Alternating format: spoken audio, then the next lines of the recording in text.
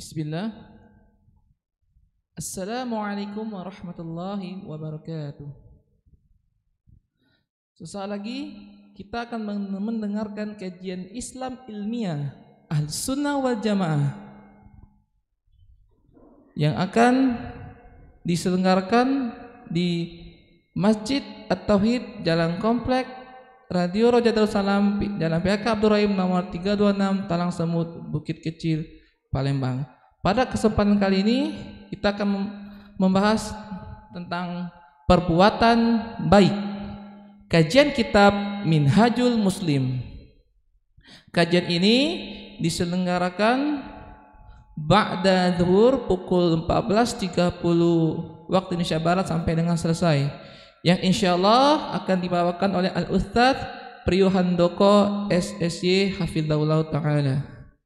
Mari kita dengarkan apa yang beliau sampaikan. Semoga ini menjadi ilmu yang bermanfaat bagi kita, keluarga kita, dan kaum muslimin lainnya. Tafadhal mashkura Ustaz. Bismillahirrahmanirrahim. Assalamualaikum warahmatullahi wabarakatuh. Alhamdulillah alladzi bi ni'matihi tatimmu shalihat. Asyhadu an la ilaha illallah wahdahu la syarika lah wa asyhadu anna Muhammadan 'abduhu wa rasuluh wa safiyyuhu wa khaliluh wa aminu ala wahyi wa muballighun nasi syar'a ma taraka khairan illa dalal ummata alaih wa la syarrun illa haddaraha min. Qala ta'ala ya ayyuhalladzina amanu taqullaha haqqa tuqatih wa la tamutunna illa wa antum muslimun. Kaum muslimin yang dimuliakan Allah Subhanahu wa taala, marilah kita bersyukur pada Allah Subhanahu wa taala yang mana Allah Subhanahu wa taala telah menggerakkan hati kita semua dan kaki-kaki kita semua untuk menghadiri tempat yang begitu mulia ini di Masjid Allah Subhanahu wa taala, yang mana insyaallah kita akan mempelajari agama Allah Subhanahu wa taala, akan menelaah, menghayati, memahami agama Allah Subhanahu wa taala dari Al-Qur'an dan hadis Nabi sallallahu alaihi wasallam yang sahih. Maka hendaklah kita bersyukur kepada Allah Subhanahu wa taala. Ini adalah kenikmatan yang amat sangat luar biasa yang sepatutnya kita syukuri, karena itulah kenikmatan yang amat sangat besar, tidak sebanding dengan kenikmatan alam semesta ini. Maka daripada itu semua, kaum muslimin yang dimuliakan Allah Subhanahu wa taala, para pendengar setia Radio Roja Sriwijaya Mengaji dimanapun Anda berada, marilah kita memperbanyak, jangan sampai melupakan akan pentingnya berdoa, minta sama Allah Subhanahu wa taala, memperbanyak doa, mendekatkan diri kepada Allah Subhanahu wa taala, mengingat berzikir kepada Allah Subhanahu wa taala agar Allah Subhanahu wa taala memberikan kekuatan kepada kita semua, kemampuan, taufik, karena itulah yang kita butuhkan agar kita bisa memaksimalkan waktu, umur, upaya dan daya, agar kita memiliki bekal yang cukup, yang maksimal untuk menghadap Allah Subhanahu wa taala dan merasakan kenikmatan hidup setelah kehidupan di dunia yang amat sangat fana ini. Yaitu amat sangat berat tatkala seorang hamba berusaha untuk mengamalkan amalan soleh, berperilaku, berbudi pekerti yang luhur, bersikap, berkata sesuai dengan ajaran Allah dan Rasulnya, akhlak mulia, amat sangat berat. Karena menuntut seorang hamba tersebut, penuntut ilmu tersebut untuk mengaplikasikannya, mengapresiasikannya, bukan hanya di benak saja, diingat saja, bukan hanya dihafal saja, tetapi berusaha semaksimal mungkin untuk diamalkan. Jadi itulah keistimewaan pelajaran yang kita bahas pada kesempatan kali ini. Apa itu? Memotivasi bagi kita semua untuk beramal soleh. Bukan hanya duduk santai, mendengar, memahami, menelaah, hanya sampai di situ saja, tidak. Tapi ada azam, ada semangat besar, ada tekad bulat, hasrat yang tinggi untuk mengamalkan ilmu yang kita miliki. Itulah akhlak, itulah akhlak. Maka amat sangat murka Allah Subhanahu wa taala, marah besar Allah Subhanahu wa taala tatkala kita mengerti tentang kebaikan, mengerti tentang ajaran Allah dan Rasulnya, hanya sekedar dihafal, diingat saja, tidak diamalkan. Kabura maqtan indallah, Allah amat murka kepada mereka yang antaqulu, yang berkata tetapi tidak beramal. Hanya sekedar berkata, menasihati saja, mengerti tentang yang baik, tentang yang buruk, tetapi dia tidak mengamalkan apa yang dia hafal, yang dia ketahui. Jadi keistimewaan pelajaran yang kita bahas pada kesempatan kali ini adalah, dan itu tidak membuat saya bosan untuk mengingatkan dan selalu mengingatkan kepada kaum muslimin sekalian, ikhwan maupun akhwat, untuk beramal, untuk memaksimalkan apa yang kita miliki agar kita bisa mempraktekkan ilmu yang telah kita pelajari, yang telah kita hafalkan. Dan itulah sumber kebahagiaan, itulah sumber kesuksesan seorang anak Adam dalam menjalani kehidupan di muka bumi ini. Maka amat sangat indah, amat sangat agung akhlak yang dimiliki oleh Nabi kita tercinta, Nabi Muhammad sallallahu alaihi wasallam. Beliau mengajarkan ilmu agama, beliau mengajarkan kebaikan-kebaikan kepada para sahabat. Akan tetapi Nabi SAW pula terdepan dalam mempraktekkan apa yang beliau sampaikan, apa yang beliau ajarkan dari kebaikan-kebaikan itu. Maka saya tekankan lagi, saya tegaskan lagi kepada kaum muslimin dimanapun anda berada, begitupun yang berada di Masjid At-Tauhid, berusahalah bismillah, minta kepada Allah SWT kekuatan untuk kita bisa dimudahkan oleh Allah SWT untuk mengamalkan ilmu yang telah kita pelajari. Karena apa kaum muslimin yang dimuliakan Allah SWT, ketika kita tidak mengamalkan ilmu yang kita miliki, kita tidak amalkan, kita tidak aplikasikan ilmu yang telah kita pelajari, maka kita diancam oleh Allah SWT pertama kali orang yang akan dimasukkan di dalam api neraka. Yang pertama kali kata Nabi SAW, orang yang dimasukkan dalam api neraka adalah orang yang berilmu, orang yang ngerti tentang agamanya, akan tetapi dia tidak mengamalkan ilmu yang dia miliki. Na'udzubillah. Semoga Allah SWT menyelamatkan kita semua dari segala macam bentuk azab api neraka, siksaan murka Allah SWT di dunia ini maupun kelak di akhirat, sehingga kita bisa mendapatkan kebahagiaan yang sebenar-benarnya, surga Allah SWT yang kekal abadi. Kaum muslimin yang dimuliakan Allah SWT, pada kesempatan kali ini insya Allah kita akan bahas sekelumit tentang makna kebaikan. Sebelum kita masuk kepada akhlak tentang makna kebaikan yang disampaikan oleh pengarang Syekh Abu Bakar Jabil Al-Jazair rahimahullah rahmatan wasi'ah, ada beberapa poin yang ingin saya sampaikan melengkapi tema yang kemarin. Tema yang kemarin kaitannya dengan masalah sifat malu. Sebenarnya banyak materi yang perlu kita sampaikan dari akhlak malu ini, tapi kita cukupkan beberapa pertemuan yang lalu tentang pembahasan sifat malu yang memiliki hubungan yang amat sangat kuat antara keimanan seseorang. Ketika seseorang tidak memiliki sifat malu, maka celakalah dia tidak memiliki keimanan yang sempurna, begitupun sebaliknya. Nah, terakhir kaitannya dengan melengkapi poin yang mana ingin saya sampaikan, melengkapi tema tentang sifat malu, yaitu, dan insya Allah kita telah mengerti banyak tentang sifat-sifat malu yang harus kita praktekkan, yang harus kita amalkan dalam menjalankan kebaikan-kebaikan. Tapi di situ juga ada sifat-sifat malu yang dicela, sifat-sifat malu yang terlarang dalam ajaran Islam. Yaitu, jadi pada kesempatan kali ini kita akan sedikit tentang malu yang tercela, malu yang tidak diperbolehkan, malu yang diharamkan. Pada dasarnya malu itu disyariatkan, ditekankan untuk dimiliki setiap kaum muslimin, setiap mukminin muslimin atau muslim atau muslimah. Al-Qadhi bin Iyad mengatakan rahimahullah azza wa jalla bahwasanya malu yang dicela itu adalah malu yang menyebabkan hak seseorang disia-siakan. Malu tersebut menyebabkan hak seseorang tidak diperhatikan, menyia-nyiakan hak orang lain. Dan ini bukanlah malu yang disyariatkan. Ketika misalkan dia punya kewajiban untuk melunasi hutang saudara-saudarinya misal, kewajiban untuk melunasi hutangnya, kemudian dia malu untuk melunasi hutangnya, padahal dia punya uang untuk membayar hutang tersebut. Malu. Kenapa malu? Karena mungkin tidak enak dilihat orang lain kalau dia punya hutang dan seterusnya. Malu dan seterusnya. Nah, malu yang seperti ini tidak diperbolehkan, yaitu menyia-nyiakan hak orang lain.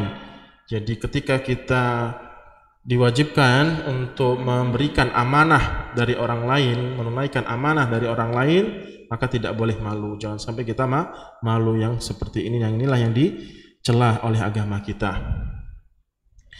Yaitu singkatnya adalah salah satu sifat malu yang tercela, yang tidak diperbolehkan untuk kita lakukan dari sifat malu tersebut adalah malu. Yang pertama adalah malu tatkala menuntut ilmu syar'i. Jadi kaitannya dengan malu kaitannya dengan hak Allah, hubungannya dengan Allah Subhanahu wa taala, dan malu kaitannya dengan hak sesama Adam kan tadi itu.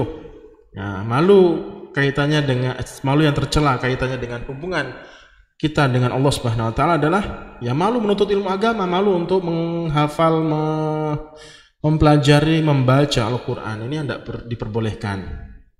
Malu, enggak mau mempelajari ilmu agama. Malu membaca Al-Quran, malu menelaah Al-Quran dan hadis Nabi SAW, malu menjalankan perintah Allah Subhanahu wa taala. Katanya misalkan anak nggak mau sholat jamaah karena wajib kan sholat jamaah bagi laki-laki, karena malu nanti kalau ketemu yang lain sholat jamaah dilihat orang, takut teriak. Padahal jelas-jelas wajib dilaksanakan sholat jamaah.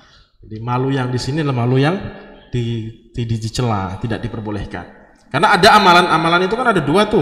Amalan itu dibagi menjadi dua, amalan dohiroh, amalan yang mau tidak mau harus ditampakkan, dan ada amalan yang batinah, yang tidak terlihat, hanya kita dan Allah Subhanahu wa taala yang mengetahuinya, yaitu hati, amalan hati, kecintaan, rasa takut dan seterusnya. Dan ada amalan-amalan yang memang mau tidak mau kita harus tampakkan, dan jangan sampai kita takut riak di situ. Harus kita lawan riak, yaitu sholat jamaah misalkan. Tidak boleh kita malu tatkala menjalankan, melaksanakan perintah-perintah Allah Subhanahu wa taala, tetapi ketika bermaksiat tidak malu. Kan aneh. Ketika bermaksiat apa? Tidak malu. Seperti itu. Nah, itulah malu-malu yang dicela. Dan Al-Imam Mujahid, dan ini perkataan yang amat sangat terkenal. Al-Imam Mujahid, seorang ulama yang sangat terkenal, beliau mengatakan la yata'allamu al-ilma. Ilmu tidak bisa dimiliki atau ilmu tidak bisa diperoleh tatkala seseorang tersebut mustahyin wala mustakbir. Ilmu itu tidak akan diperoleh, tidak mungkin dimiliki oleh seseorang yang malu dan orang yang sombong. Malu di sini maksudnya ya nggak enak ketika dia belajar, ketika dia mempelajari, ikut pengajian, malu dilihat orang, nggak enak dilihat orang, sehingga dia malu, dan pastinya otomatis mencegah dia untuk mengetahui agama Allah Subhanahu wa taala. Begitupun jenis orang yang kedua, sombong. Sombong, ilmu tidak akan bisa diperoleh bagi mereka yang sombong. Itu gampang, itu sudah pernah saya pelajari. Ustadz itu tuh kecil ya gitu, nggak perlu dihadir pengajiannya. Saya sudah mempelajari apa yang akan dibahas, gampang. Nah seperti itu, tidak boleh sombong ya. Dan banyak contoh-contoh para ulama yang mana mereka betul-betul amat sangat rendah hati, tawadhu dalam menuntut ilmu agama. Dan ini berarti salah satu kunci untuk kita gunakan agar kita bisa mendapatkan ilmu adalah apa? Nggak boleh sombong. Salah satu cara kita bisa mendapatkan keberkahan ilmu, keluasan ilmu agama adalah nggak boleh sombong. Nggak boleh sombong. Nah, kalau orang sombong pasti dia tidak akan akan bisa mendapatkan ilmu agama yang amat sangat luas. Banyak kisah-kisah, salah satunya adalah ada salah satu dosen yang sangat saya hargai pada saat itu ketika saya kuliah. Beliau sudah S2, tapi ketika kita kan di kuliah ada pengajian-pengajian setiap habis maghrib itu. Ada pengajian-pengajian setiap habis maghrib, beliau hadir. Padahal beliau juga mengisi pengajian juga di masjid kampus. Tetapi beliau hadir di ustadz-ustadz yang lain. Padahal kalau bahasanya apa? Sudah ustadz, sudah kiai gitu. Tapi tetap duduk bermajelis ilmu kepada teman-temannya yang satu letting juga sebagai seorang ustadz ataupun dosen.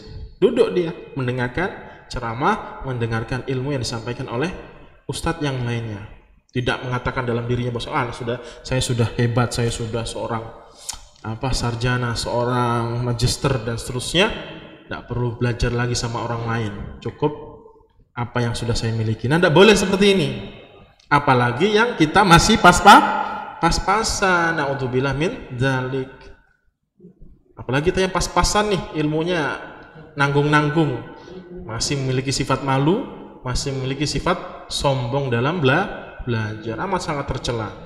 Malu kita dengan para ulama yang mana mereka tidak memiliki sifat malu tatkala mempelajari agama Allah Subhanahu wa taala, kecuali malu-malu, sifat malu yang dibenarkan di dalam syariat Islam. Begitupun kisah para sahabat atau sahabiah wanita di zaman Nabi SAW, yang mana mereka itu tidak malu dalam menuntut ilmu agama. Oleh karena sebab apa? Rasul adalah seorang laki-laki, yaitu Nabi Muhammad SAW. Kalau dilogikakan bahwasanya ketika berbeda jenis kelamin biasanya agak malu kan, agak canggung gitu kan, sehingga ada tembok pembatas lah ibarat kata, yang mana para sahabiah berat untuk mempelajari ilmu kepada Nabi SAW yang beliau adalah seorang laki-laki.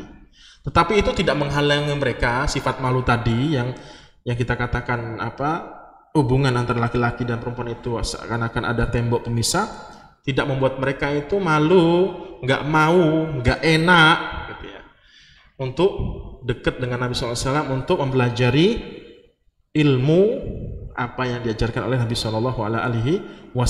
Sehingga Nabi SAW bersabda untuk mereka, untuk para sahabiah wanita, para sahabat wanita di zaman Nabi SAW, tentang keistimewaan mereka dalam mempelajari ilmu agama ini, sehingga bisa diambil pelajarannya bagi para akhwat, para wanita muslimah dimanapun anda berada. Silakan dan simaklah hadis ini. Nabi SAW mengatakan, diriwayatkan oleh Aisyah radhiyallahu taala anha, Nabi Muhammad SAW mengatakan, ni'man nisaul ansor, sebaik-baik wanita adalah wanita Ansor, wanita penduduk Madinah.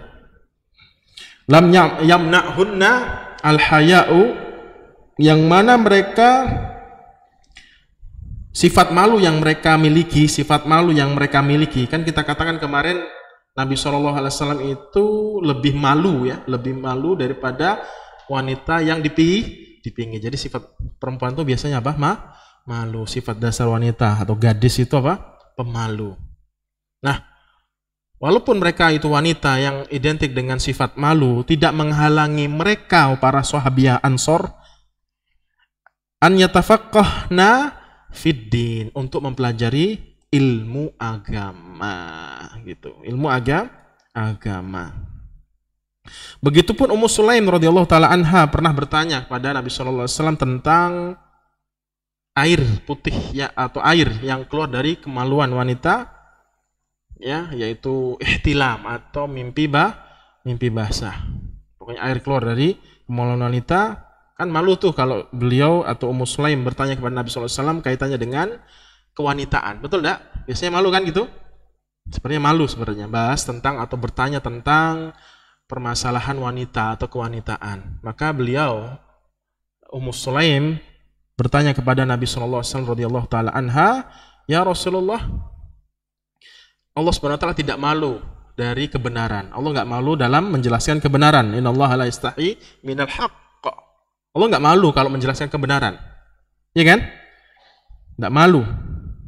Maka itu yang diungkapkan oleh Ummu Sulaim pertama kali sebelum bertanya kepada Nabi SAW.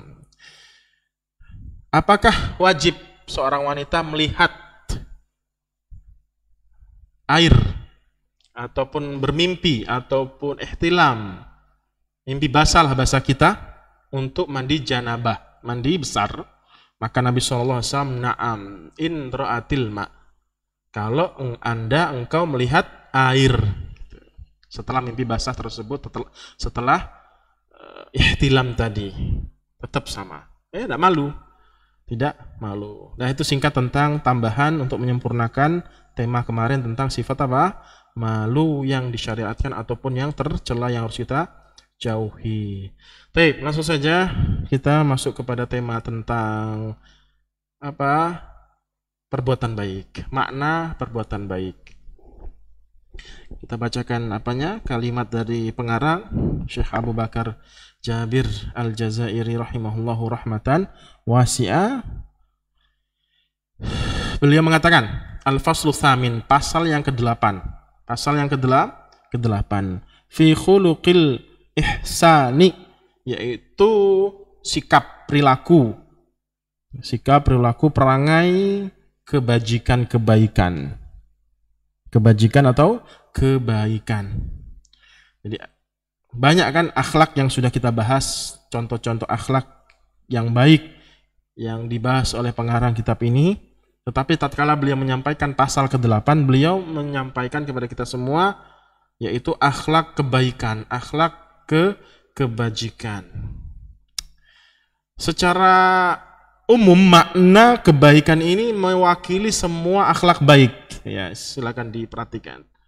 Jadi ketika dikatakan akhlak kebajikan, akhlak kebaikan, itu memiliki makna yang luas, global. Mencakup semua amalan yang sudah kita bahas kemarin, apapun itu yang mana masuk kategori kebaikan, kebajikan. Nah, beliau di sini ingin memberikan penekanan dari apa yang sudah disampaikan sebelum-sebelumnya tentang akhlak-akhlak mulia, yaitu yang sudah kita sampaikan sifat sabar, malu, kasih sayang, tawakal pada Allah Subhanahu wa taala dan yang lain-lainnya. Nah, dikuatkan di pasal berikut ini, pasal yang ke-8. Dikuatkan lagi pondasinya agar kita mudah, agar kita gampang untuk mempraktekkan akhlak mulia ini. Beliau memberikan suatu tema yang umum, walaupun umum tetapi menguatkan tema-tema sifat-sifat akhlak yang mulia sebelum-sebelumnya. Kata beliau, al-muslimu la yanduru ilal ihsani. Hendaklah seorang muslim itu memperhatikan tentang kebaikan, kebajikan, perbuatan mulia, kebaikan. Wa annahu khuluqun fadilun yajmulu at-takhalluqu bihi fahasb, yaitu akhlak yang amat sangat mulia, akhlak yang amat sangat agung yang membuat indah perangai perbuatan seseorang dari sifat baik yang dia miliki. Jadi kalau kita memiliki sifat baik, selalu dan senang melakukan kebaikan-kebaikan, itu membuat perangai kita itu menjadi elok, indah, enak dilihat, enak dijadikan sebagai teman dekat. Jadi kalau Anda tidak memiliki teman dekat atau orang banyak yang jauh daripada Anda, maka berhati-hatilah, bisa jadi Anda tidak memiliki sifat-sifat dari akhlak yang baik. Gitu. Kita kan pasti inginlah punya teman yang baik, punya teman yang pengertian, tidak suka nyakitin hati ketika ngomong, tidak suka ngelukai, dan seterusnya. Itu yang kita harapkan seperti itu, sehingga kita nyaman dekat sama dia. Terlebih-lebih lagi, jadi hubungan yang sering saya tekankan, hubungan kedekatan, kekerabatan anak Adam yang paling dekat adalah apa? Siapa? Hubungan apa? Suami istri. Suami istri. Jadi para ulama menjelaskan hubungan kekerabatan yang amat sangat dekat adalah suami istri. Karena tidak ada yang ditutup-tutupi kalau hubungan suami istri. Istri tidak mungkin nutup-nutupin apa yang dia lakukan, apa yang dia katakan, apa yang dia perbuat, begitupun sebaliknya. Karena mau tidak mau suami istri itu pasti harus terbuka. Kalau nggak terbuka tidak akan mungkin langgeng, tidak mungkin akan langgeng. Pasti ada waktunya mereka akan dipisahkan oleh syaitan. Nah itu. Jadi hati-hati ketika Anda memiliki seorang istri, ketika Anda memiliki seorang suami, begitupun selainnya. Ketika Anda sebagai seorang anak juga harus memperhatikan hubungan Anda dengan orang tua Anda dan seterusnya. Nanti kita bahas secara detail. Ya. Nah, jadi ketika kita itu memiliki sifat baik, perkataannya, tutur katanya baik, enak didengar, nyaman di hati, didengar enak, kemudian dilihat juga enak ketika orang lain melihat kita, tatkala kita melakukan suatu kebaikan-kebaikan, kebajikan, itu memperindah perangai kita, akhlak kita. Orang akan suka cinta dengan kita, apalagi Allah Subhanahu wa ta'ala. Bal yanduru ilaihi wa annahu juz'un min aqidati justru. Kenapa beliau menyampaikan akhlak tentang kebaikan, perbuatan baik, kebajikan? Karena al-ihsanu, kebaikan itu min dimni aqidati. Masuk kategori, memiliki korelasi, memiliki hubungan yang amat-amat sangat-sangat kuat dengan keyakinan, dengan akidah, dengan ketauhidan seseorang. Jadi kalau kita belajar ilmu tauhid nih, belajar tentang akidah, belajar tentang rukun iman, belajar tentang rukun Islam, misalkan sudah dalamnya luar biasa, kalau perangainya masih buruk, nah itu perlu dipertanyakan tuh. Apanya? Akidahnya, keimanannya, ketauhidannya. Dan itu tidak sedikit kaum muslimin yang dimuliakan Allah SWT. Bertahun-tahun, berpuluh-puluh tahun sering mendengarkan pengajian, menelaah Al-Quran, khatam Al-Quran. Khatam bukan Al-Qurannya saja, tafsirnya juga khatam. Bukan hanya khatam, tafsirnya hafal misal gitu. Dan buku-buku tentang ilmu akidah, ilmu rukun Islam, rukun iman, hafal. Tetapi kok nyakiti temennya, tetangganya, gak nyapa. Bahkan terkadang gak kenal sama sebelahnya, di tembok tinggi gitu kan. Sehingga ketika keluar rumah gak ngelihat tetangganya. Ada kan kayak gitu. Jangan sampailah kita punya rumah yang rumah kita itu sudah dipagar, ya kan? Kemudian dikasih apa itu? Penghalang itu biar gak kelihatan dari luar, ditutup full sekalian. Ada itu pernah saya lihat di Jawa. Ada orang punya rumah, ya. Temboknya itu full seatap gitu. seatap, kemudian dipagar, kemudian ditutup semacam apa itu, asbes atau apa itu ya, plastik kayak gitu. Jadi nggak kelihatan dari luar, begitupun dari dalam. Banyak saya lihat pas itu. Apalah maksudnya kira-kira coba? Apalah kira-kira? Memang ya kaum muslimin yang dimuliakan Allah SWT, ketika kita keluar rumah itu berat sih kalau mau nyapa orang lain, mau negur, mau ngobrol-ngobrol, karena kita punya banyak kepentingan lain misalkan. Agak berat memang, agak berat. Tetapi itulah tuntutan kita sebagai seorang muslim yang memiliki akhlak yang mulia, budi pekerti yang luhur. Jangan sampailah seperti itu, kita punya rumah ditutup semua sekelilingnya.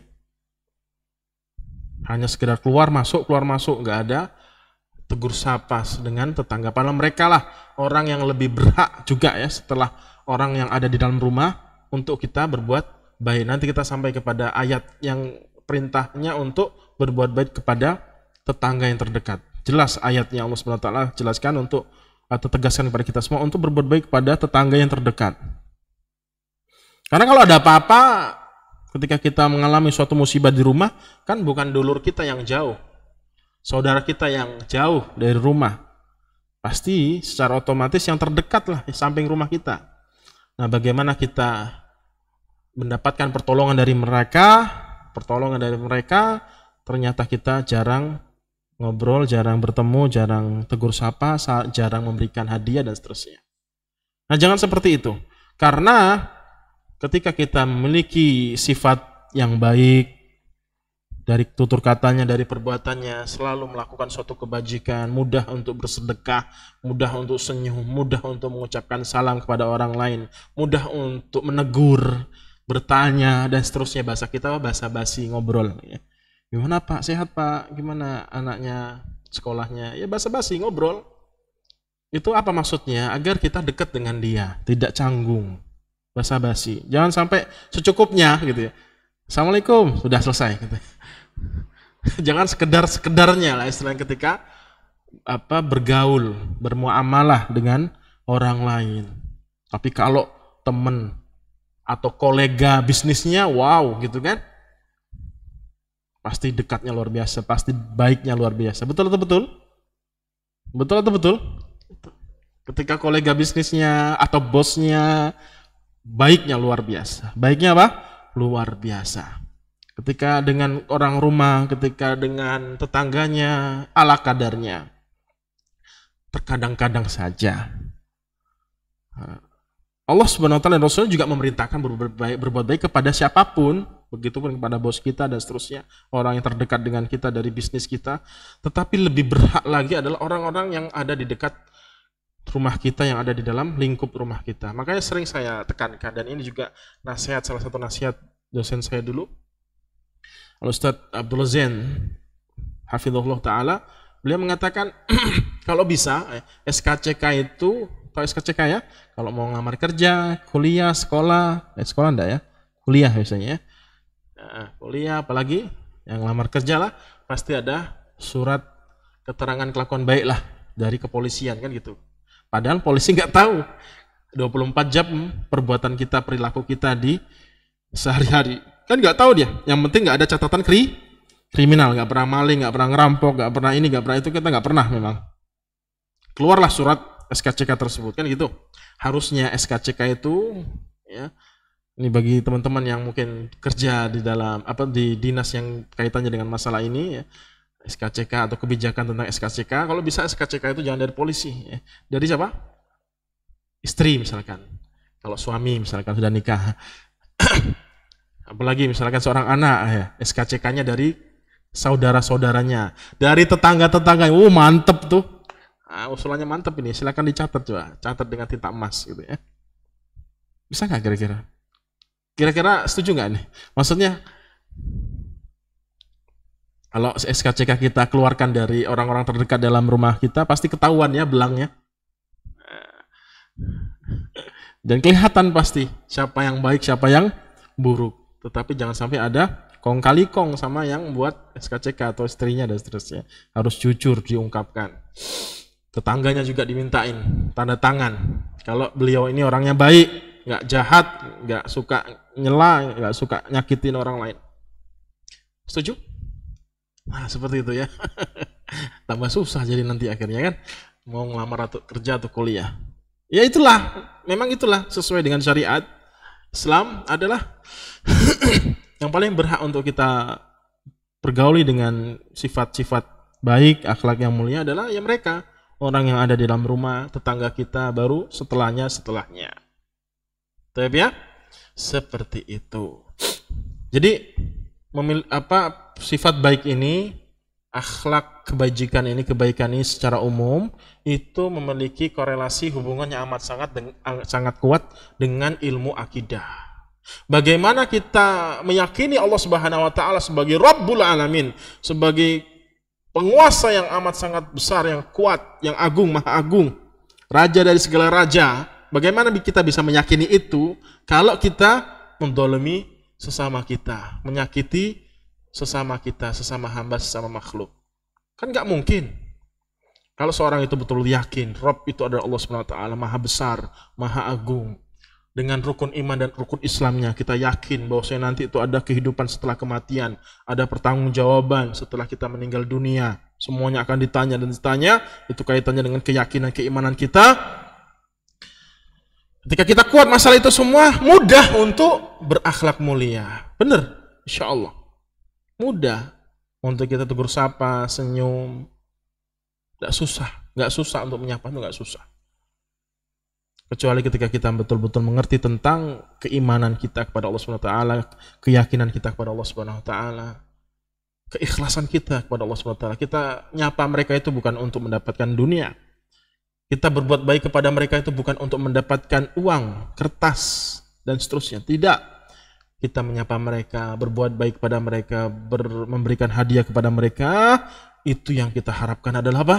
Keridhaan Allah dan ampunan Allah Subhanahu wa taala, agar kita bisa selamat nanti setelah kita mendapati ajal kita masing-masing, dan kita akan mendapatkan buahnya manisnya di alam kubur kita, alam barzakh kita. Jangan sampai kita menyesali perbuatan yang kita lakukan di muka bumi tatkala kita dihadapkan Allah Subhanahu wa taala neraka. Ketika kita mati, ketika kita meninggal dunia. Belum kan? Belum asar ya? 9 menit lagi, oh masih Allah, masih banyak. Taib, wasyaqun ya, wasyaqsun kabirun min islamihi. Justru sifat kebaikan itu memiliki peranan besar. Ya, peranan yang amat sangat besar dalam agama Islam. Dalam agama Islam. Nanti kita rincikan. Masya Allah, betul-betul Islam ini hebatnya luar biasa. Sampai-sampai sama makhluk atau hewan saja tetap kita disuruh berbuat baik. Nanti hadisnya kita bacakan. Atau tentang apa, sekelumnya tentang apa ketika menyembelih. Kan nggak boleh pisaunya tumpul, harus ditajemin. Itu kebaikan kita terhadap hewan korban tadi.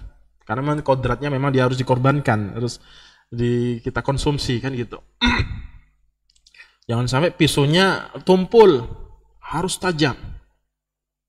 Harus tajam. Kalau dia berontak, ditenangin dulu. Jangan dilihatkan di hadapannya kalau temannya sedang disembelih. Harus kita berbuat baik. Kalau kita logikakan, kita kan nggak tahu nih perasaannya binatang ini. Kan dia nggak bisa ngomong, nggak bisa melontarkan apa yang dia rasakan. Iya kan? Kalau dia bisa ngomong kan enak. Oh ya maaf gitu kan. Aduh sakit misalkan disembelih dengan pisau yang tumpul misalkan. Aduh sakit. Ya mungkinlah kita hati-hati. Ini kan nggak ngomong dia. Tapi Islam mengajarkan kita untuk berbuat baik kepada siapapun dan kapanpun. Jadi Islam itu atau ihsan, berbuat baik itu memiliki bagian besar dalam syariat Islam. Idid dinul islamiyyu mabnahu ala salasati umurin. Karena Islam itu, ya ini perhatikan nih, kalau yang ingin tahu tentang makna Islam. Jadi terkadang kita nggak ngerti tentang Islam itu seperti apa sih. Ya, Islam itu apa sih, maksud Islam itu? Ya sholat gitu ya, ngerti ya, sholat, puasa, itu Islam. Sebatas situ-situ doang. Harusnya kita harus ngerti secara dalam dan detail Islam itu seperti apa sih ajarannya, yang amat sangat luas, amat sangat komprehensif, meliputi segala macam hal. Itu Islam. Bukan hanya sholat, puasa, zakat, haji, bukan hanya itu saja, sempit. Dia amat sangat luas Islam itu. Islam itu terdiri dari 3 bentuk. Islam itu, agama Islam dibangun dengan 3 pondasi. 3 pondasi, 3 pokok. 3 pokok. Kata beliau, nggak keluar dari sini. Jadi mudah memahami Islam itu mudah, yaitu hanya 3. Tapi 3 nanti pecah banyak nanti. Ya, 3 nanti pecahnya banyak atau detailnya lebih banyak lagi. Tapi poin besarnya lah bahasa kita itu, poin besarnya 3. Pertama, al-imanu, keyakinan. Keyakinan.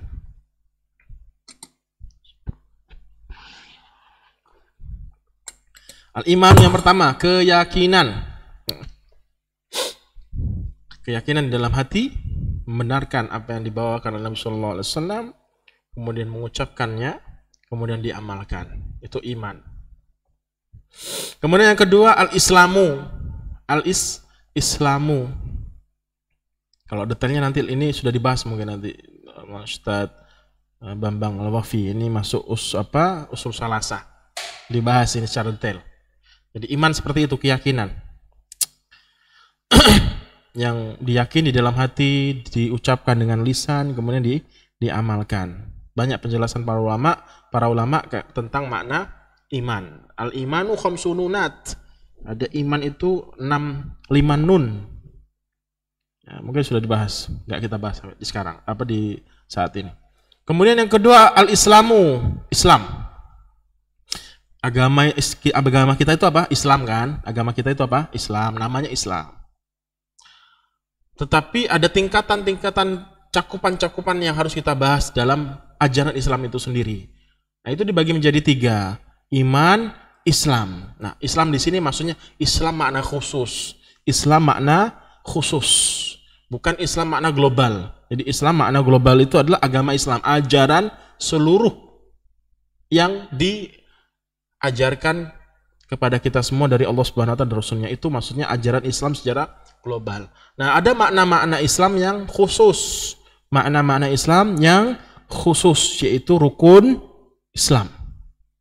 Itu maksud makna rukun Islam, yaitu perbuatan, amalan soleh. Dan banyak penjelasan para ulama tentang kaitan ini. Salah satu adalah Syekhul Islam Ibnu Taimiyah, al-istislamu lillahi bitauhidi. Islam itu adalah mempasrahkan diri kita kepada Allah Subhanahu wa taala, hanya Allah sajalah yang hanya berhak disembah. Wal inqiyadu lahu bitta'ah, dan kita tunduk dengan ketaatan kepada Allah Subhanahu wa taala dari syariat yang Allah Subhanahu wa taala tetapkan. Jadi dituntut untuk kita beramal. Itu maksudnya Islam. Tunduk.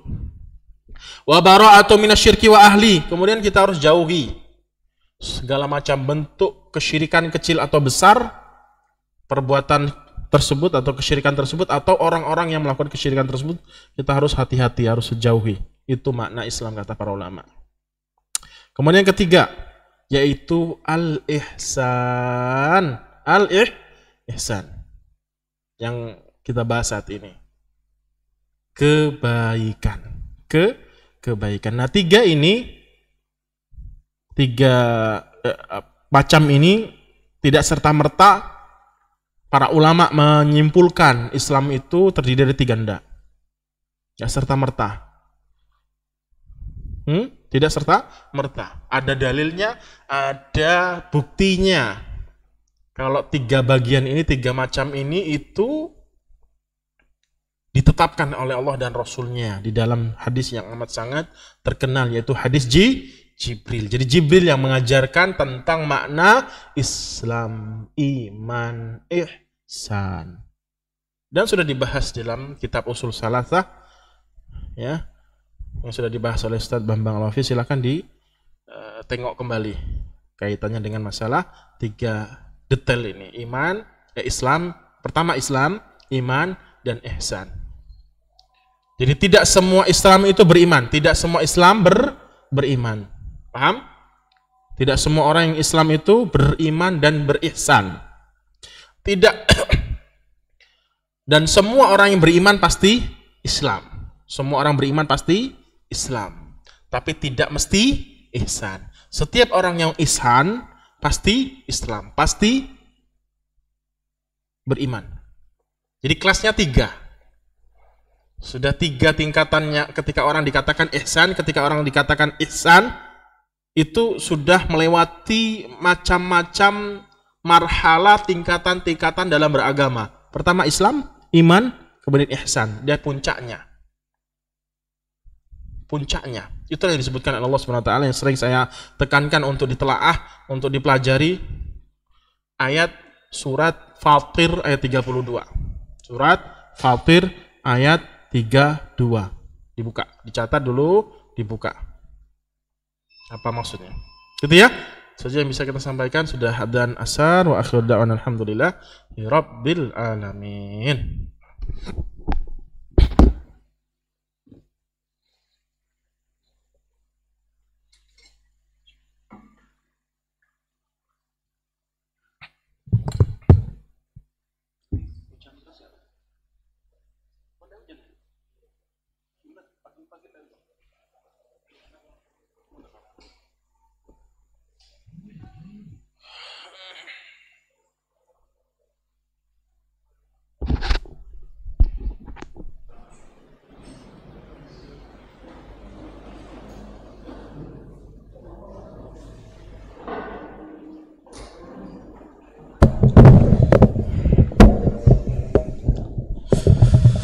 Allahu Akbar, Allahu Akbar,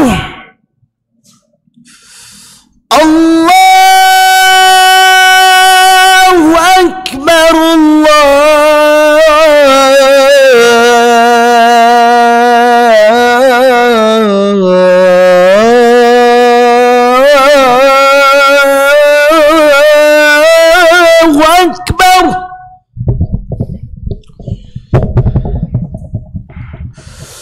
أشهد أن لا إله إلا الله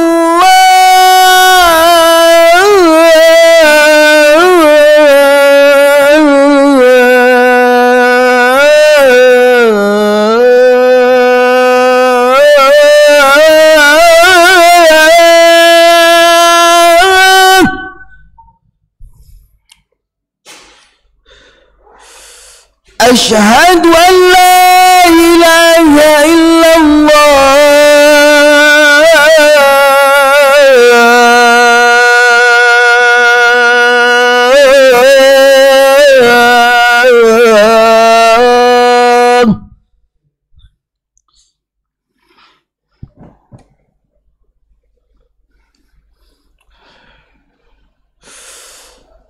أشهد أن محمدًا رسول الله.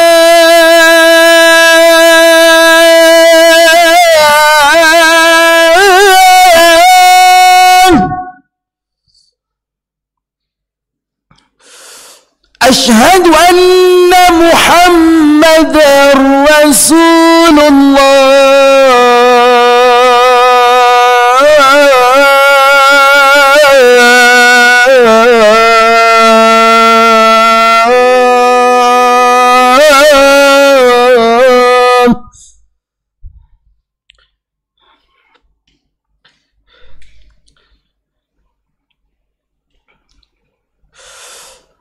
حي على حي على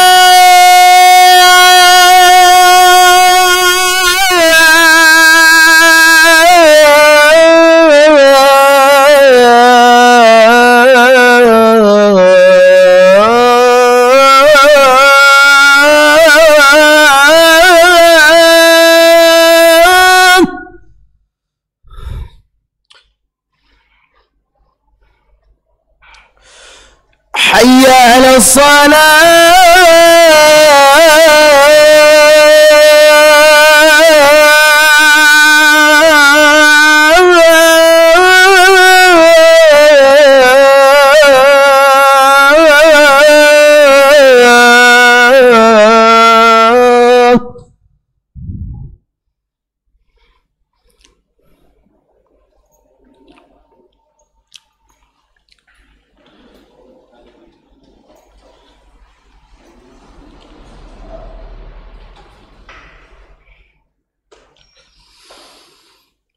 حي على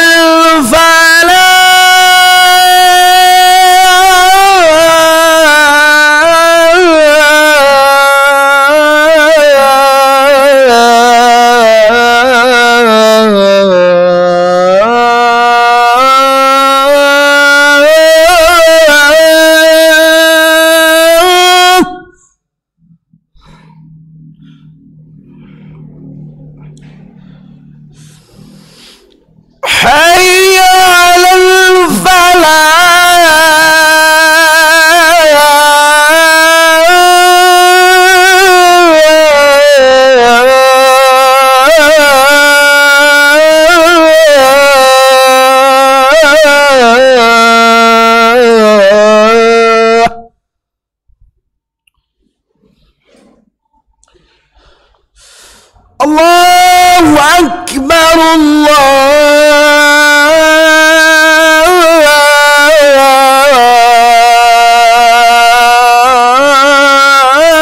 الله أكبر. لا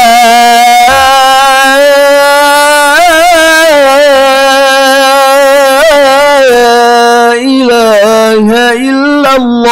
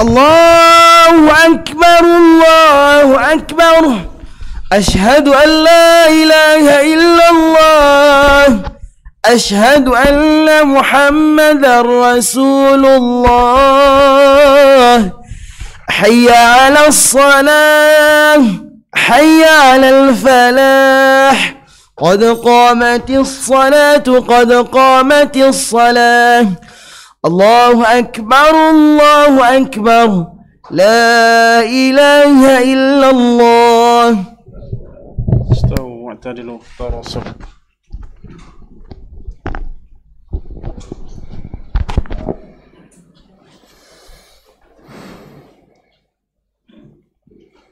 الله أكبر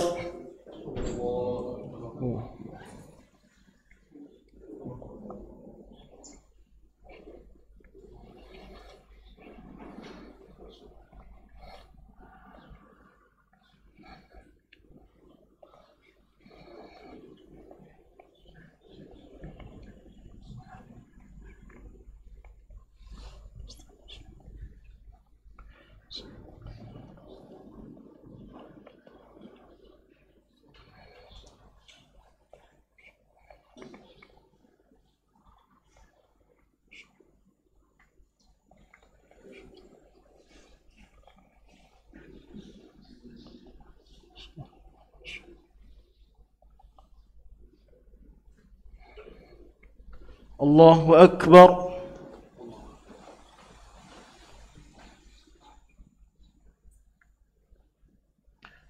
سمع الله لمن حمده ولك الحمد الله أكبر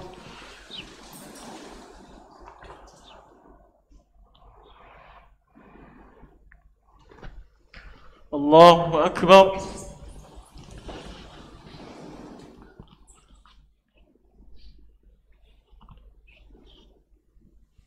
الله أكبر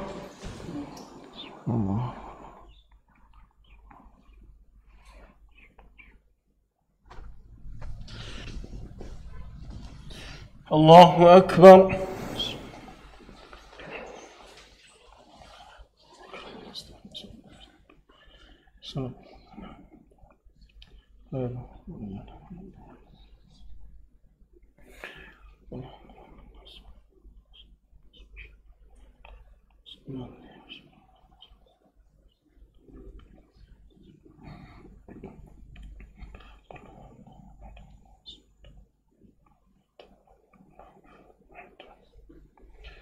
الله أكبر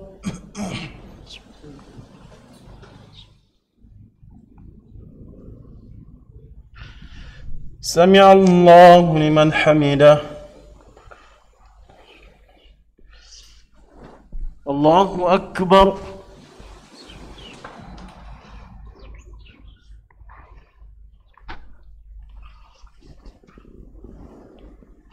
الله أكبر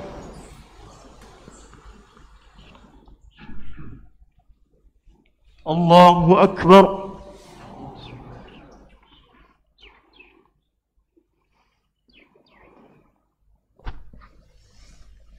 الله أكبر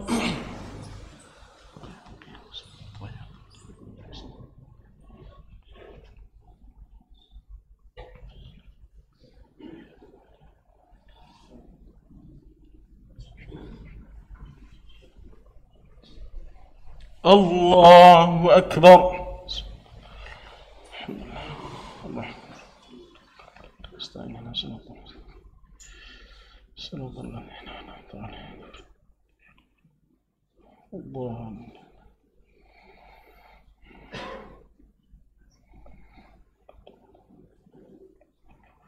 الله أكبر.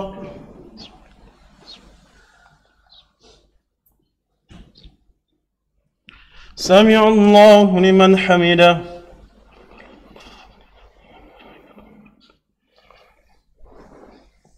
الله أكبر.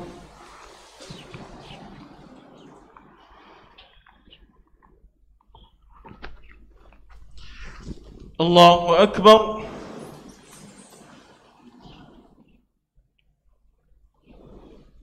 الله أكبر.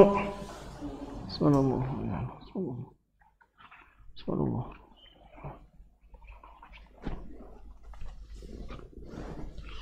الله أكبر.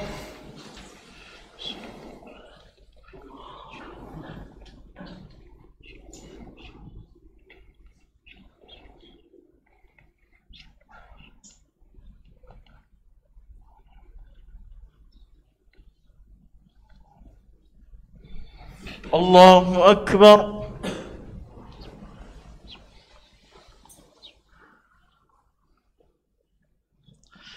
سمع الله لمن حمده. الله أكبر.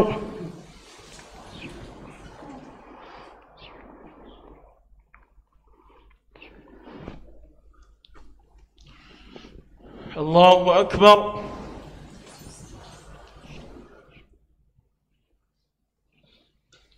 الله أكبر.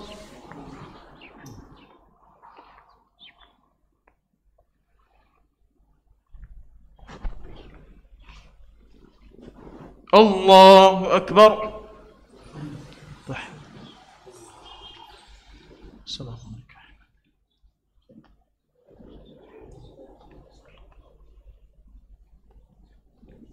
شلون لا إله إلا الله لا شريك له. شلون اللهم صل شكرك اللهم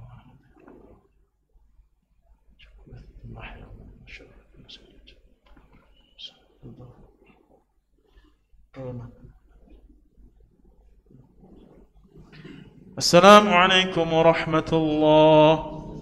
السلام عليكم ورحمة الله. استغفر الله. استغفر الله.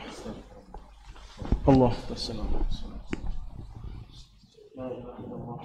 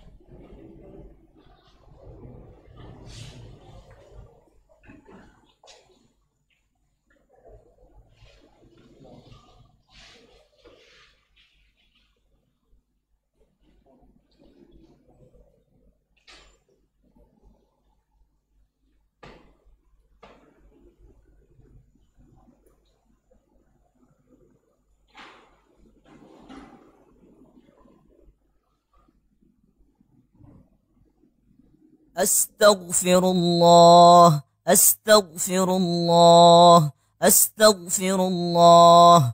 اللهم أنت السلام ومنك السلام، تباركت يا ذا الجلال والإكرام. لا إله إلا الله وحده لا شريك له، له الملك وله الحمد وهو على كل شيء قدير.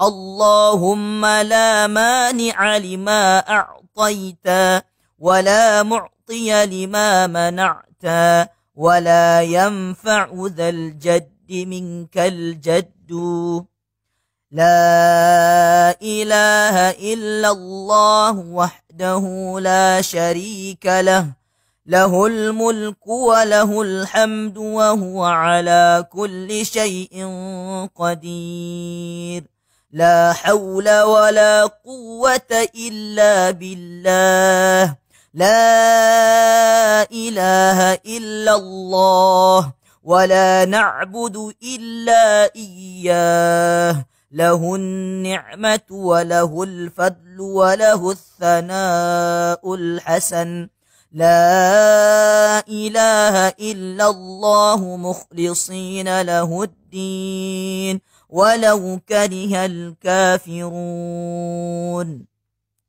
سبحان الله سبحان الله سبحان الله الحمد لله الحمد لله الحمد لله الله أكبر الله أكبر الله أكبر لا إله إلا الله وحده لا شريك له له الملك وله الحمد وهو على كل شيء قدير بسم الله الرحمن الرحيم قل هو الله أحد الله الصمد لم يلد ولم يولد ولم يكن له كفوا أحد بسم الله الرحمن الرحيم قل أعوذ برب الفلق من شر ما خلق ومن شر غاسق إذا وقب ومن شر النفاثات في العقد ومن شر حاسد إذا حسد بسم الله الرحمن الرحيم قل أعوذ برب الناس ملك الناس إله الناس من شر الوسواس الخناس الذي يوسوس في صدور الناس من الجنة والناس الله لا إله إلا هو الحي القيوم لا تأخذه سنة ولا نوم له ما في السماوات وما في الأرض من ذا الذي يشفع عنده إلا بإذنه يعلم ما بين أيديهم وما خلفهم ولا يحيطون بشيء من علمه إلا بما شاء وسع كرسيه السماوات والأرض ولا يؤوده حفظهما وهو العلي العظيم لا إله إلا الله وحده لا شريك له له الملك وله الحمد يحيي ويميت وهو على كل شيء قدير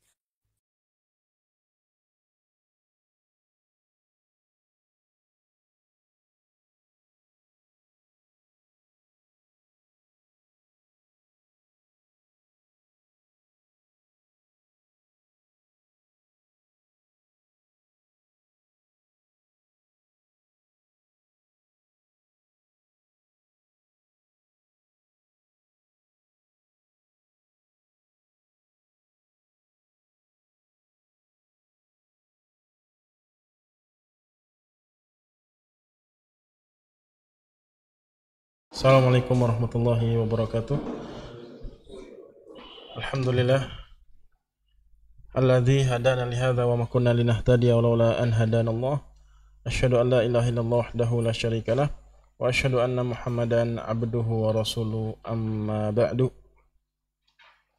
Baik.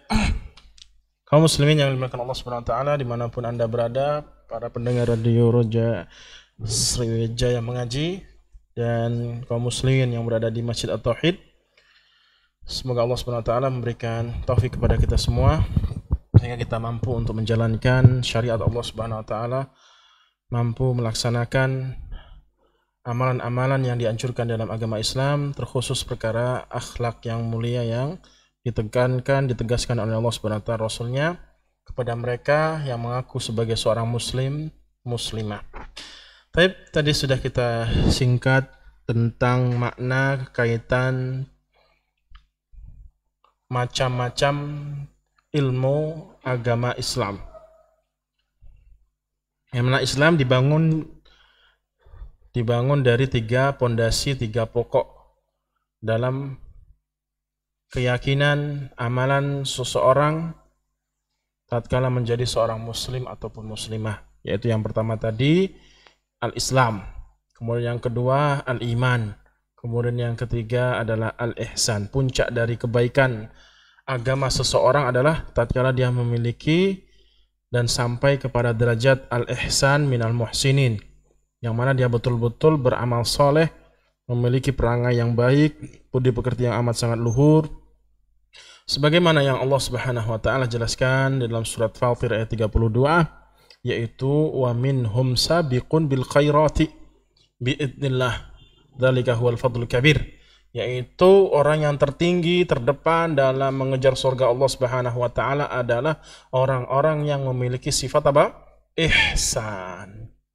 Yang mana dia itu gemar, suka berbuat baik, kebajikan, melakukan amalan-amalan soleh, walaupun amalan soleh tersebut tidak wajib sunnah, sunnah saja, tidak berdosa kalau ditinggalkan. Dia kerjakan, dia amalkan, dia usahakan untuk memaksimalkan diri dalam memperbanyak amalan sunnah-sunnah, apalagi amalan wajib. Begitupun dia juga pintar, maksimal dalam menjauhi sesuatu yang dimakruhkan. Yang dimakruhkan itu kalau dikerjakan nggak berdosa, tapi dia jauhi. Ketika dia jauhi, dia mendapatkan pahala dari sisi Allah Subhanahu wa taala, walaupun tidak berdosa ketika dilakukan. Tapi dia jauhi, tetap dia tinggalkan, karena makruh itu tidak dikatakan makruh kecuali untuk dijauhi. Apalagi tatkala dia meninggalkan sesuatu yang haram. Maka mindset kita, pola pikir kita dalam beramal soleh adalah yang penting apa? Berpahala. Jangan malah yang penting nggak dosa. Itu nggak boleh. Maksudnya nggak boleh apa? Bukan boleh-boleh saja. Tapi ya pemikiran yang kerdil kalau seperti itu. Yang penting nggak berdosa. Yang penting apa? Berpahala. Yang penting untungnya. Itu kalau dunia bisnis kan gitu. Nggak mungkin kita melakukan suatu perniagaan jual beli kalau nggak ada untung. Kan nggak nyambung. Ya pengen jual beli tapi dia nggak mau untung. Yang penting nggak dosa. Tapi kalau ketika amalan soleh, perbuatan kaitannya tentang ajaran agama Islam, yang penting dia nggak berdosa melakukan perbuatan tersebut, gemar melakukan amalan-amalan yang dimakruhkan. Maka dituntut kita semua ini untuk mempelajari agama Allah Subhanahu wa taala, mana yang disunahkan, mana yang dimakruhkan, mana yang diharamkan, mana yang dihalalkan, mana yang diwajibkan, dan seterusnya. Itulah kecerdasan seorang anak hamba, seorang muslim dalam memahami ilmu agamanya, dan dia itu adalah salah satu tanda kebaikan dia, tanda kebaikan dia yang Allah berikan taufik kepada dia, sebagaimana Nabi SAW mengatakan, man yuridillahu bihi khairan yufaqihu fiddin, yaitu tanda kebaikan seseorang adalah tatkala dia ngerti tentang agamanya. Jadi kalau dia ngerti tentang agamanya, ajaran Islam, syariat Islam, dia ngerti tentang Al-Quran, dia ngerti tentang hadis Nabi SAW yang sahih, dia ngerti, diamalkan, itu tanda kebaikan yang Allah berikan kepada dia. Walaupun dia tidak memiliki dunia, ya pas-pasan, tidak banyak, tidak seperti orang lain, tapi dia memiliki banyak kebaikan dari ilmu agama yang dia bisa praktekkan dan dia pelajari. Nah, Itulah singkat maksud makna dari al-ihsan. Jadi puncak dari tingkatan-tingkatan orang yang memeluk agama Islam. Dan kita jangan cukup hanya sekedar seorang muslim saja, yang penting yakin tapi malas untuk beribadah, atau hanya sekedar menjalankan yang wajib-wajib saja, atau hanya sekedar menjauhi yang haram-haram saja. Jangan sampai seperti itu, maksimal dan harus totalitas. Kalau dunia kita pasti totalitas, maksimal, begitupun juga dunia. Lebih dari totalitas justru. Semuanya kita kerahkan untuk mendapatkan keridhaan Allah SWT dan ampunannya. Nah, itulah sumber kebaikan seorang muslim muslimah. Dan mau tidak mau harus kita praktekkan, harus kita maksimalkan. Yaitu salah satunya juga adalah amalan soleh. Dia bisa mengamalkan, mengaplikasikan ilmu yang dia miliki dari sifat-sifat akhlak kebaikan yang dijelaskan oleh Allah SWT dan Rasulnya SAW. Begitupun yang dijelaskan oleh pengarang buku ini, yaitu tentang akhlak yang baik, budi pekerti yang luhur. Baik. Nah, tadi itu sampai tentang hadis Jibril. Ya, hadis Jibril insya Allah sudah dijelaskan secara mendetail, kajian tentang usul salasah. Baik. Kalau Ustadz Bambang Al-Wafi, sahih? Betul ya? Hafizahullah ta'ala. Silakan ditengok lagi. Dicermati lagi. Apa sih Islam itu? Apa sih iman itu? Apa sih ihsan itu? Kalau kita mau kepingin maksimal totalitas mendapatkan kenikmatan surga. Jangan hanya masuk surga doang, yang penting masuk surga. Maksimal, kalau bisa yang tertinggi, yang paling mulia. Ya belajar, ya belajar. Banyak agama Islam atau syariat Islam yang belum kita pelajari, yang luput dari benak kita untuk kita ketahui. Ya, jadi pembagian Islam, iman, ihsan itu tidak muncul lahir dari statement para ulama, tidak. Jadi pembagian itu tidak keluar dari lahir dari statement para ulama, tidak. Justru dari Allah dan Rasulnya. Jibril yang langsung mengajarkan makna-makna Islam, iman, ihsan kepada Nabi kita tercinta alaihi salatu wassalamu. Wa qad amara Allah Ta'ala bil ihsani fi ghairihi mawdi'in min kitabil karimi. Allah katakan, atau beliau mengatakan, Allah dan sungguh Allah Subhanahu wa Ta'ala telah memerintahkan kepada kita semua untuk berlaku baik, berbuat baik, melakukan suatu kebaikan-kebaikan di setiap tempat, ya, di setiap waktu, yang mana banyak sekali keterangan secara redaksi tekstual di dalam Al-Quranul Karim. Salah satu contoh, kata beliau, Surat Al-Baqarah ayat 195.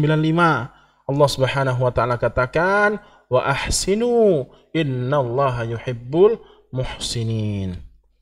Innallaha yuhibbul muhsinin. Di sini Allah Subhanahu wa Ta'ala jelas-jelas katakan di dalam surat Al-Baqarah, ya, sebelumnya itu larangan untuk membunuh diri dan anjuran untuk berinfak.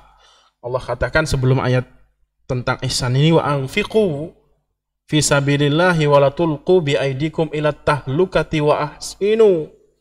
Dan infakkanlah sebagian hartamu itu untuk Allah Subhanahu wa Ta'ala, di jalan Allah Subhanahu wa Ta'ala, dan jangan campakkan kalian itu semua, tubuh kalian, ke dalam kebinasaan, bunuh diri dan yang lain-lainnya.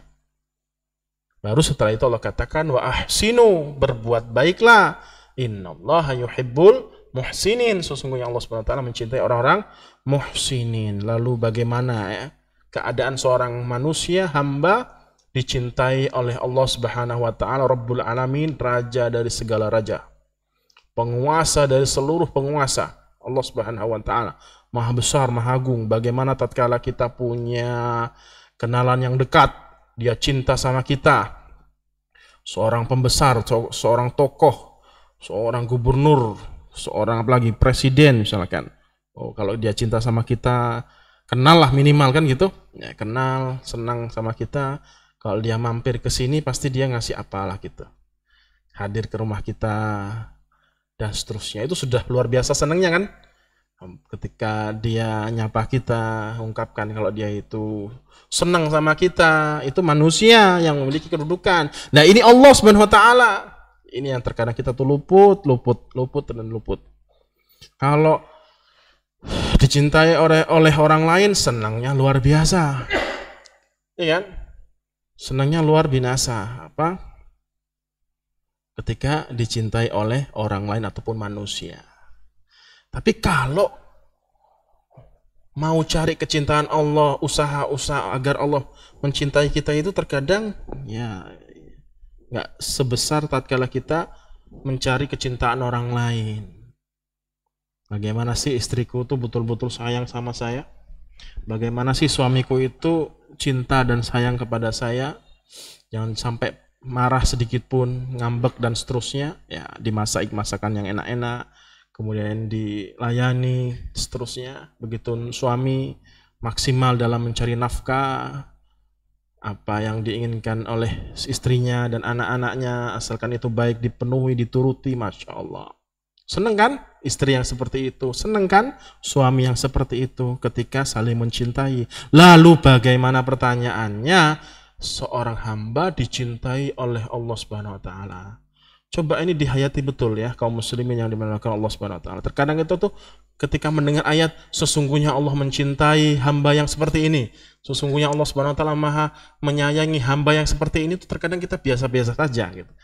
Nggak terlalu ada ngehnya gitu agar kita bisa mendapatkan itu syarat yang Allah jelaskan agar kita bisa mendapatkan kecintaan dan rahmatnya. Padahal itulah hakikat kebahagiaan, dicintai oleh Allah Subhanahu wa taala. Dan ini pembahasan tentang khusus tentang tanda-tanda kecintaan Allah Subhanahu wa taala. Bila Allah Subhanahu wa taala mencintaiku, ada pembahasan khusus, ada tema khusus. Seperti itu. Nah, jadi Allah Subhanahu wa taala wajibkan, Allah tegaskan, Allah perintahkan kepada kita semua untuk berlaku baik, berbuat baik kepada siapapun. Nanti detailnya pertemuan kedua mungkin ya, pekan depan, tentang detail-detail perbuatan baik seperti apa sih yang dianjurkan di dalam agama kita Islam, kaitannya dengan hubungan kita dengan Allah dan hubungan kita dengan sesama makhluk, sesama hak anak Adam. Nah, ayat ini kata para ulama, salah satu Imam Ibnu Katsir, Abdurrahman As-Sa'di dan yang lainnya, hafizahumullah rahimahumullah rahmatan wasi'ah. Ayat tadi kan apa potongannya? Wa ahsinu, berbuat baiklah. Sesungguhnya Allah SWT mencintai orang-orang yang berbuat baik. Sebelum ayat ini Allah sebutkan dua makna, dua poin besar. Yang pertama, banyak sedekah, infak, banyak apa? Bersedekah, mengeluarkan uang, tenaga, pikiran, waktu untuk kepentingan agama Islam. Satu. Kedua apa? Jangan menganiaya diri sendiri, mendolimi diri sendiri. Entah menganiaya dalam bentuk fisik atau menganiaya dalam bentuk non fisik. Apa itu?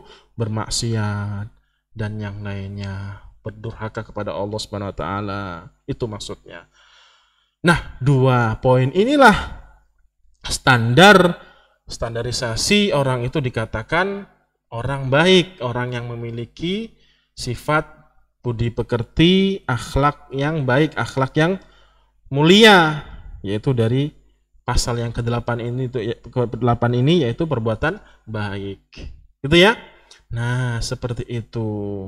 Jadi salah satu cara kita bisa berlaku baik, berbuat baik, melakukan suatu kebajikan adalah ya kalau kita punya harta, infakkan, sedekahkan. Kemudian apa? Jangan sampai mendolimi diri, menjadi orang yang betul-betul menjalankan perintah Allah dan betul-betul menjauhi semua apa yang Allah Subhanahu wa taala dan Rasulnya haramkan, larang kepada kita semua untuk kita lakukan. Kemudian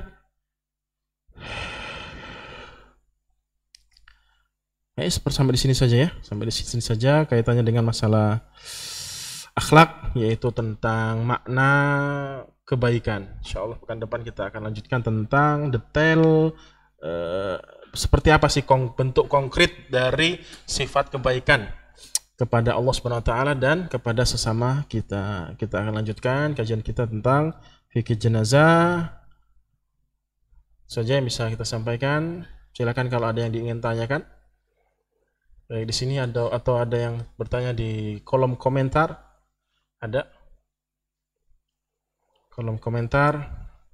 Ada? Silakan. Waalaikumsalam warahmatullahi wabarakatuh.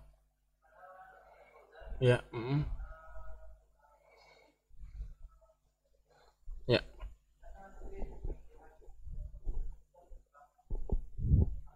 Ya.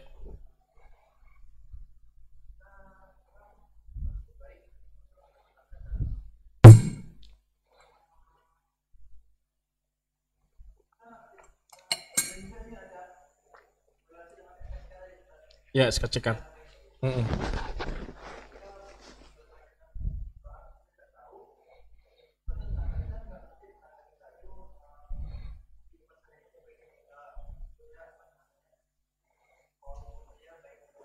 Betul.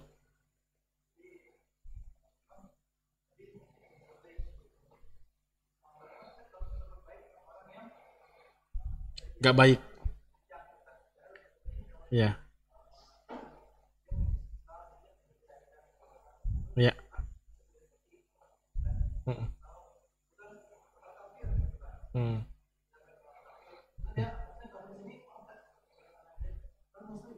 Ya.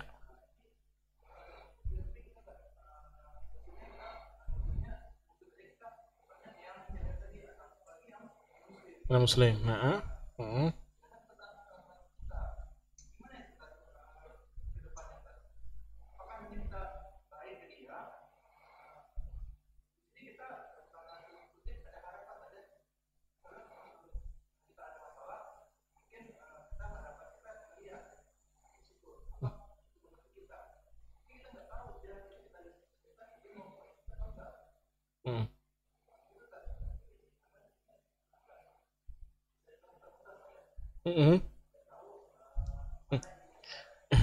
Jadi pertanyaannya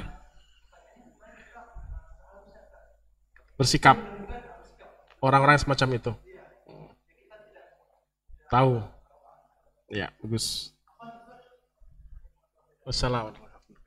Ya bagus, saya ulangi bagaimana menyikapi kita kan dituntut untuk berbuat baik tuh.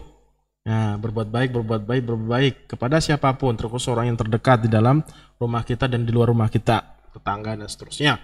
Akan tetapi dia nggak baik gitu kan, bukan orang baik, entah dari seorang muslim atau non muslim. Kita nggak tahu apa kedepannya nanti, apakah dia akan balik berbuat baik kepada kita atau tidak, gitu ya kan?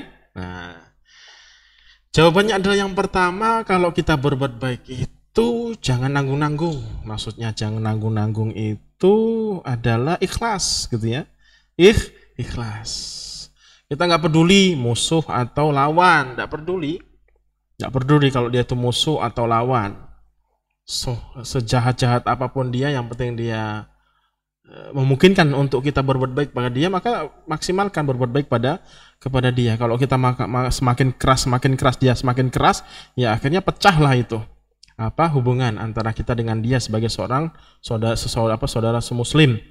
Begitupun non muslim juga, mereka memiliki hak untuk kita perlakukan dari sifat baik, adil dan seterusnya sesuai dengan koridor. Kalau kaitannya dengan agama jangan diikuti, jangan dihadiri, jangan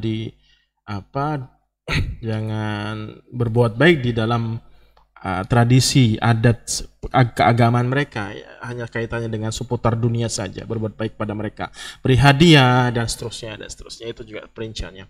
Jadi harus ikhlas. Kalau kita ini betul-betul pengen berbuat baik itu karena Allah Subhanahu wa taala, nggak peduli ya masa bodoh kan itu ya. Masa bodoh dia mau baik ke saya atau enggak, mau balas budi atau tidak, nggak peduli. Yang penting aku lakukan ini agar mendapatkan pahala. Dan inilah kewajiban aku sebagai hamba yang beriman, yang betul-betul muhsin, memiliki akhlak yang baik. Satu itu, ya, itu. Kedua, ketika dia semakin keras atau memang dia jahil, jangan serta-merta kita malah menjauhi dia, justru semakin parah nanti. Justru kita harus semakin mendekat. Cari celah-celah bagaimana kita bisa komunikasi, ngobrol, kemudian memperbaiki hubungan dan seterusnya, sehingga tindakan-tindakan yang kita lakukan tadi yang pastinya berbuat baik kepada dia walaupun dia jahil, walaupun dia tidak berbuat baik, walaupun dia mendolimi kita, justru nanti dia malu sendiri. Kok dia ini baik banget sama saya, sementara kok saya terkadang nyakitin dia, nggak bales budi, justru mendolimi dia dan seterusnya. Dia akan malu dan dia insya Allah kalau Allah SWT berikan hidayah kepada dia akan berubah. Dan itulah hak dakwah, ya, hak dakwah kepada mereka yang al-juhal wal ahwa. Jadi orang yang bodoh, orang yang pelaku maksiat itu memiliki kewenangan, memiliki hak, bukan kewenangan, memiliki hak untuk kita penuhi dari dakwah Islam. Jangan karena dia seorang pendolim, pemaksiat, kemudian kita jauhi. Iya, memang di waktu-waktu khusus kita jauhi dari perbuatan dia, yaitu ketika dia minum khamr, ketika dia bermaksiat dan seterusnya, ya jangan deket-deket. Ketika memang dia terkena seorang pemaksiat, ya kita deketi, kita datangi di waktu-waktu dia tidak bermaksiat, tidak menghadiri majelisnya dan seterusnya. Di sisi lain kita datang, empat mata ngobrol dan seterusnya.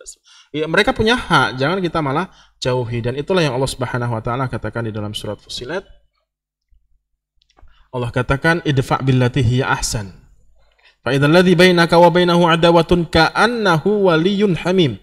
Jangan balas kejahatan, keburukan, kekerasan dengan kekerasan, dengan kejahatan. Dia pukul sekali, kita mukul 2 kali kan biasanya kan gitu. Terus gimana saat kalau dia mukul? Kasih pukul? Ya jangan, bukan itu maksud saya. Kata Allah SWT ketika dia berbuat buruk, berbuat jahat kepada kita semua, ya dia berbuat buruk kepada kita, ya maafkan. Kita balas dengan kebaikan. Kata Allah SWT, idfa' billati hiya ahsan, berbuat baik kepada dia.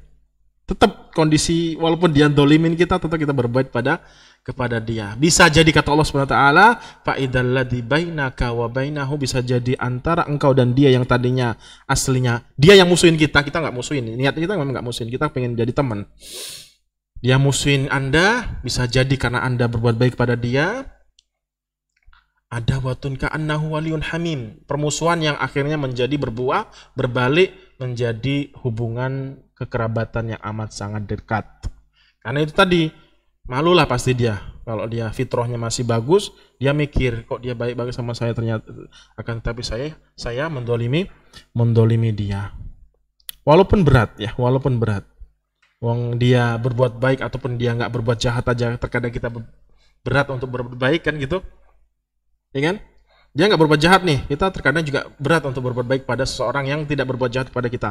Apalagi dia berbuat jahat kepada kita, justru lebih berat. Tapi walaupun berat, pahalanya juga lebih berat. Jadi kalau kita pikirannya atau mindsetnya, pola pikirnya kita itu pahala, dan pahala itu nggak mikir apapun resikonya, nggak mikir kita, tidak mikir. Karena ini adalah lillah, untuk Allah SWT, bismillah.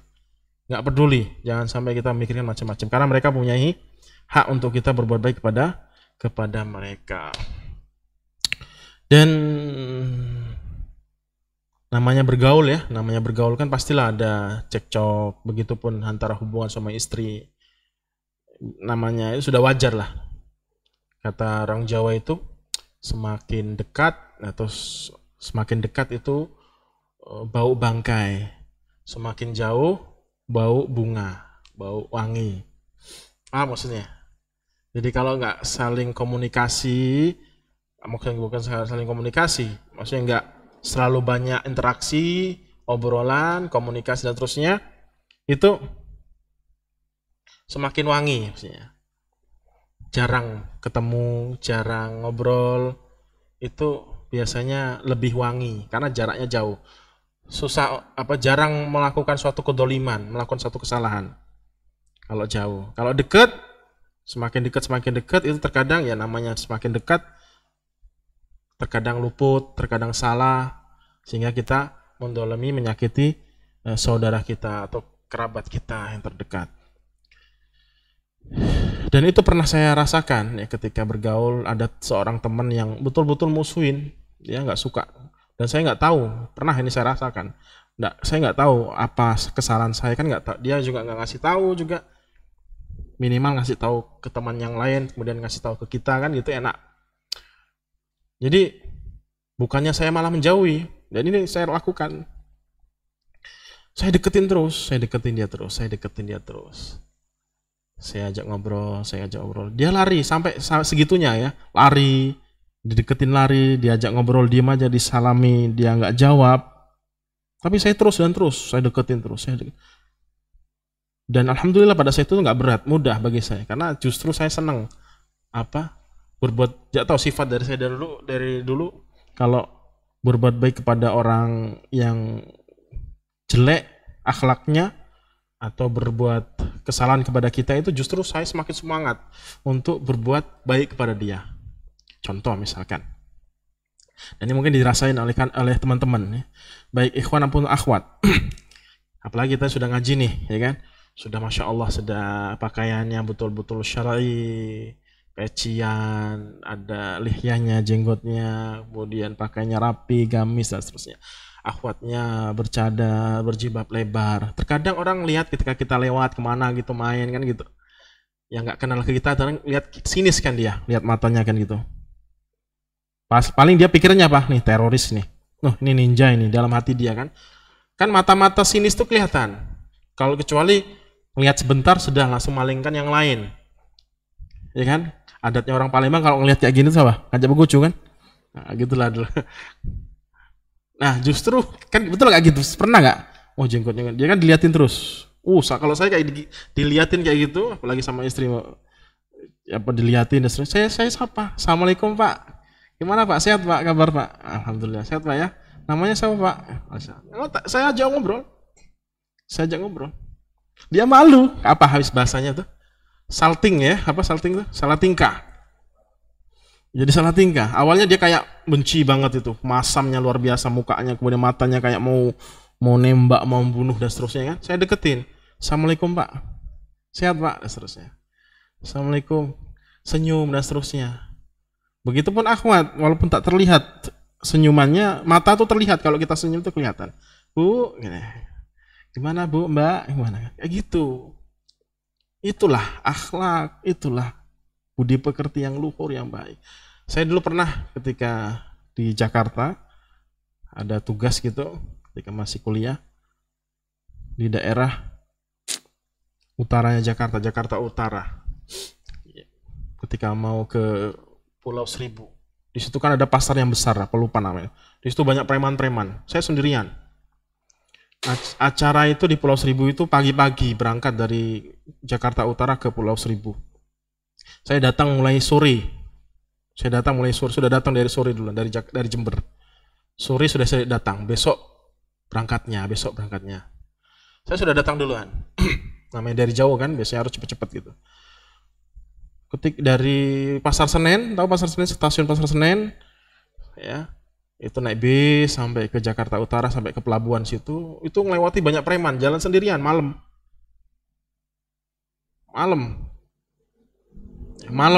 kayak gitu, jam berapa ya, jam 8, jam 9-an, dan nggak tahu tidur di mana, akhirnya tidur di musola kecil, di warung-warung dan seterusnya. Banyak yang saya lewati, namanya Jakarta tahu sendirilah gitu, lewatin orang mabuk dan seterusnya. Assalamualaikum gitu. Kayak gitu. Assalamualaikum. Kalau misalkan mereka nggak terlalu maksiatnya, nggak terlalu keluar, ngobrol-ngobrol biasa, nggak ada miras di situ, nggak ada kemaksiatan di situ, saya duduk. Assalamualaikum. Gimana kabarnya? Namanya siapa Pak? Nama siapa? Gimana? Kesehariannya apa saja? Gitu. Ini gini cerita, akhirnya curhat, masuklah situ. Dakwah akhirnya masuk. Jadi nggak ada minder, justru semangat. ketika kita melihat orang yang seperti itu. Jadi semakin keras dia semakin keras, kita semakin lembut. Itu. Akhirnya banyak kenalan lagi, preman-preman banyak yang kenal akhirnya di situ. Ngobrol-ngobrol. Itu. Nah, itulah alhamdulillah ya, itulah karunia Allah Subhanahu wa taala ketika kita diberikan taufik untuk mudah dalam mempraktikkan ajaran Islam. Itu aja ya. Sampai situ aja pertanyaan apa jawabannya. Silakan kita tutup dulu ya. Baru masuk ke pembahasan berikutnya. Wa akhiru da'wana alhamdulillahirabbil alamin. Assalamualaikum warahmatullahi wabarakatuh.